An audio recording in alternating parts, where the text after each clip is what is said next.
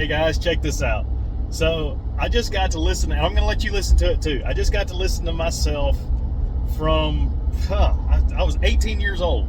I'm 41 now, so you do the math.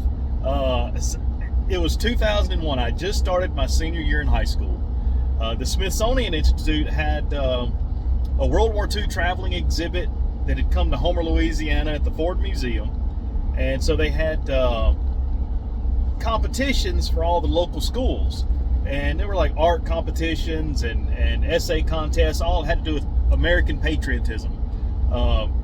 And one of the competitions was a radio essay. Now, I'm from the small little community of Summerfield. I went to Summerfield High School, and I'd never even heard of a radio essay, didn't know what it was, but I decided to compete anyway. So I wrote this speech, and it was kind of cool. I wanted to put background music to it, but all I had was a dual cassette player in my mom's living room.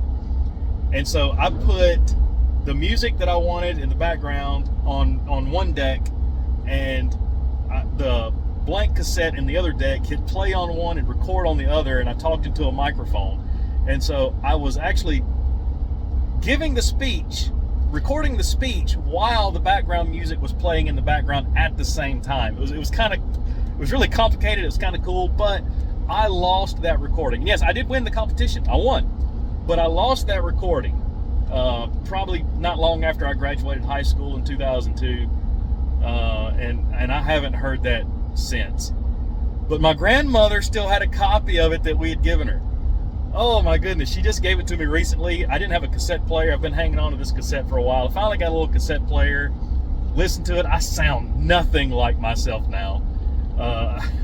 It was really cool to get to listen to it. I'm going to let you listen to it too, but just know, I was 18 years old. Technology was not what it is today. And yeah, leave a comment. Tell me what you think about it. And remember, I was 18, so be nice. Check this out.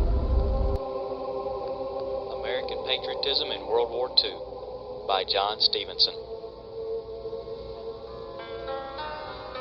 During the Second World War, America and the rest of the world learned the value of human life, saw the best and the worst of human nature, and proved justice victorious once again.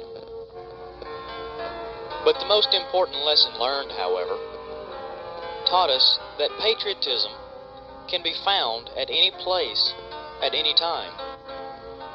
We learned that patriotism is not only found on the front lines of the battlefield. It is not only found pinned on the chest of a hero's uniform, and it is not only found on the face of a war-hardened veteran. But patriotism can also be found in the heart of a young boy on a farm in Iowa. It can also be found in the home of an elderly woman in New York. And it can also be found in the hearts, the minds, the homes, and the souls of every American across this great country. Young boys proved patriotic by their simple dreams of growing up to be heroes and making their country proud. Families, young and old, intentionally lived with a shortage of food and other essentials so the brave soldiers could have plenty. And the factory workers worked diligently, but with little pay, so the military could have the necessary equipment to defeat the unjust. The word patriotism is defined as love and support of one's country. A simple definition, but a strong meaning. Young men love this country so much, they sailed away to a foreign land to bravely face their country's enemy, and for some, certain death. Women showed support of their country by becoming nurses to aid the wounded and injured, and also by stepping up and taking jobs that had traditionally been held by their fathers, their husbands, and their brothers, so that this country could continue to survive. During that dark time, people gave when their country needed, and people fought when their country asked. This is the true meaning of patriotism, but it can't be written in a letter, it can't be spoken in a speech, and it can't be carved in a stone. This kind of patriotism can only be felt. but it can only be felt by true American patriots.